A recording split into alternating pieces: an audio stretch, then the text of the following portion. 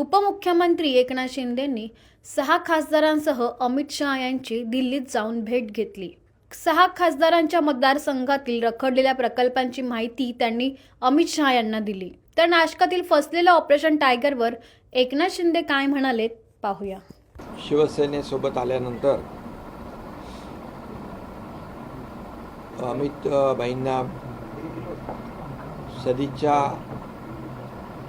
भेट म्हणून आम्ही त्यांचे आशीर्वाद घ्यायला गेलो होतो आणि त्याचबरोबर या खासदारांच्या मतदार क्षेत्रातल्या विकास कामांचे काही प्रस्ताव, काही पत्र देखील या ठिकाणी दिलेली आहेत आणि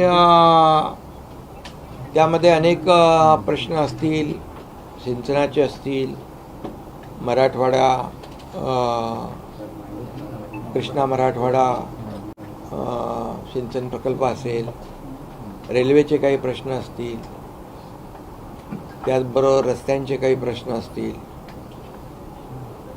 आणि काही वेगवेगळ्या प्रकारचे प्रत्येकाच्या मतदारसंघातले विषय होते आणि सर्व विषय कृषी विभागाचे काही प्रस्ताव होते, पंतप्रधान आवास योजनेतले काही होते, नगर विकास विभागातले जिथे नगरपालिका महापालिका आहेत त्यांचे विषय होते, ग्रामविकासाचे देखील होते। त्याचबरोबर जे मनरेगा जीरामजी जे गावातल्या ज्या सुविधा असतात त्याबद्दल देखील मी अगदी तुम्हाला डिटेलमध्ये सांगत नाही, परंतु एकंदरीत प्रत्येकाच्या मतदारसंघातले विकासाचे विषय तिथे त्याची पत्रही आदरणीय गृहमंत्री अमित भाईंना दिली आणि त्याच्याबद्दल सविस्तर चर्चाही झाली आणि सकारात्मक चर्चा झाली आणि अमित भाईंनी सांगितलं देखील की पार्लमेंट सेशनमध्ये संबंधित मंत्र्यांना बोलवून, आमच्या खासदारांना बोलवून खासदार डॉक्टर श्रीकांत शिंदे आणि हे मिळून त्याचं कॉर्डिनेट करतील आणि त्यांच्या प्रश्नांना न्याय मिळेल अशी अतिशय साधक बाधक पॉझिटिव्ह चर्चा झाली आणि चांगली चर्चा झाली। कारण शेवटी जे खासदार सोबत आलेले आहेत त्यांच्या मतदारसंघामध्ये जनतेला न्याय देण्याचं काम त्यांना करायचं आहे आणि तसा शब्द मी देखील त्यांना दिला आणि अमित भाईंनी देखील अतिशय पॉझिटिव्ह या बाबतीमध्ये भूमिका श्रीकांतजी यांच्याकडे आता समन्वयाची जबाबदारी असेल, यांच्यासाठी कामं दिली होती त्याच्याबद्दल काय सांगा? श्रीकांतजी हे की पॉईंट पर्सन असतील आता या सगळ्या खासदारांसोबत, जुन्या खासदारांचे तुमचे? अमित भाईंनीच स्वतः श्रीकांतला सांगितलं की बाबा तू हे जे काय कम्युनिकेशन आणि कोऑर्डिनेशन जे आहे या आपल्या शिवसेनेच्या 6 खासदारांच्या बरोबर, अगोदरच्या 7 खासदारांच्या बरोबर ठेवून म्हणजे सोपं आहे ना, ते काम सोपं काम होईल आणि त्यांचे प्रस्ताव मार्गी लागतील। केंद्रीय मंत्रिमंडळ विस्ताराबद्दल चर्चा झाली का काल अमित शहांबरोबर? या काय कालच्या बैठकीमध्ये या खासदारांच्या सूचना, विकासाच्या प्रकल्पांच्या बाबतीमध्ये अतिशय साधक बाधक चर्चा अति खेळीमेळीच्या वातावरणात झाली। केंद्रीय मंत्रिमंडळाच्या बाबतीमध्ये कुठलीही चर्चा कालच्या बैठकीत नव्हती। मुद्द्यावरती हे तुमच्या सगळे सोबत आले, त्यांचा शब्द तुमच्या शब्दावरती आले आणि कोणकोणती साधारण मुद्दे होते की जे पूर्ण होतील, भविष्यामध्ये पाहायला मिळतील, मतदारांना बदल घडेल का? मी तुम्हाला सांगतो, मी म्हणून तर स्वतः आलो, स्वतः या ठिकाणी अमित भाईंना शुभेच्छाही सदिच्छाही भेट होती आणि विकास कामही होती। काही मतदारसंघात तर नगर विकास विभागाच्या, सामाजिक न्याय विभागाच्या माध्यमातून कामही सुरू झालेत, म्हणजे कामही सुरू झाले, GR निघाले आणि इतर जे काही विभाग आहेत त्या माध्यमातून देखील कामं होतील आणि पाठपुरावा जो आहे याचा खासदार डॉक्टर श्रीकांत शिंदे करतील आणि दिल्लीच्या पातळीवर पाठपुरावा करणं सोपं होईल। महाराष्ट्राच्या पातळीवर मी आहेच,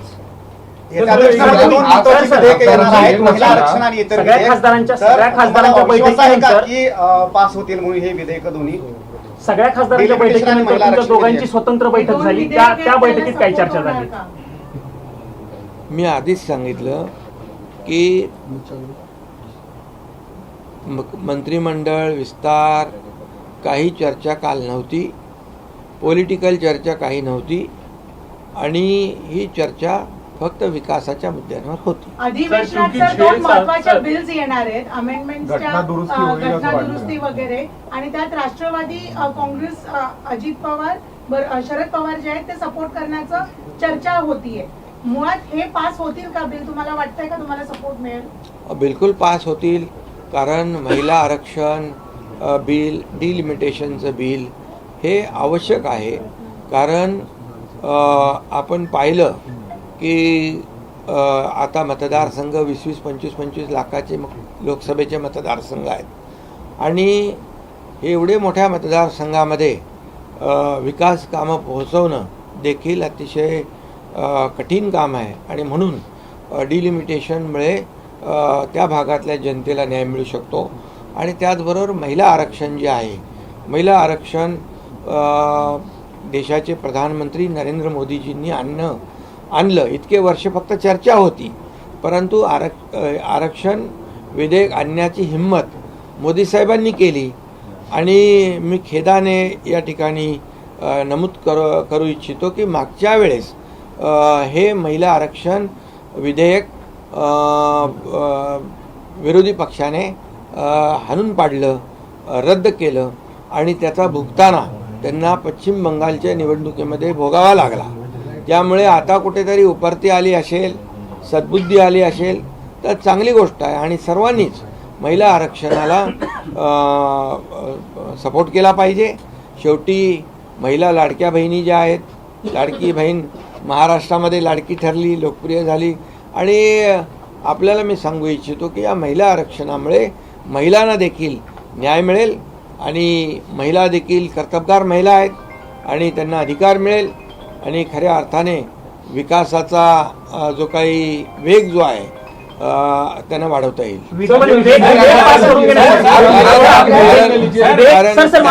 कारण त्यांनी खऱ्या अर्थाने पहिली गोष्ट मागच्या वेळेस ज्यांनी महिला आरक्षणाला विरोध केला ते अतिशय चुकीच्या पद्धतीने चूक केलेली आहे. त्याचा त्यावेळेस खूप निषेध झाला, मी निषेध केला आणि त्याचं भुगतान देखील मी मगाशी म्हणालो की ज्यांनी विरोध केला त्यांना भोगावा लागला. तुमच्या दौऱ्यावरती टीका होताना बघायला मिळते. संजय राऊतांनी आरोप केला की तुम्ही चोरीचा माल घेऊन दिलेला जाता आणि मुलामाल लावण्यासाठी तुम्ही अमित शहाकडे येता. आता मी त्यांच्यावर काय बोलणार, कारण त्यांच्यावर आमचे प्रवक्ते बोलत असतात. ते कुणाची नोकरी करतात, कुणाची चाकरी करतात, कुणाकडून पगार घेतात, हे आता मला वाटतं मला बोलणं ते योग्य वाटत नाही. पण मी आपल्याला एवढंच सांगतो की यामध्ये की चोरी कोणी केली, बाळासाहेबांच्या विचारांची गद्दारी कोणी केली, हिंदुत्वाशी बेईमानी कोणी केली आणि त्याचबरोबर महाराष्ट्रातल्या जनतेशी जी खऱ्या अर्थाने त्यांचा विश्वासघात कोणी केला हे महाराष्ट्रातल्या जनतेने पाहिलेलं आहे आणि त्यांना धडाही शिकवलेला आहे. त्यांची जागा त्यांना दाखवलेली आहे आणि म्हणून लोक खरं म्हणजे आम्ही बघा त्यांच्यासारखी भाषा करणार नाही. ते तुडवायची भाषा करतात, आम्ही वाढवायची भाषा करतो. ते अतिशय खालच्या पातळीवर जाऊन 4 वर्ष आम्हाला शिव्या देत आहेत, 4 वर्ष आम्हाला शिव्याशाप देत आहेत. परंतु हे शिव्याशाप देणारे लोक आता दररोज त्यांचा खड्डा खोल होत चाललेला आहे आणि महाराष्ट्रातली जनता आमच्या बाजूने उभी राहते आहे.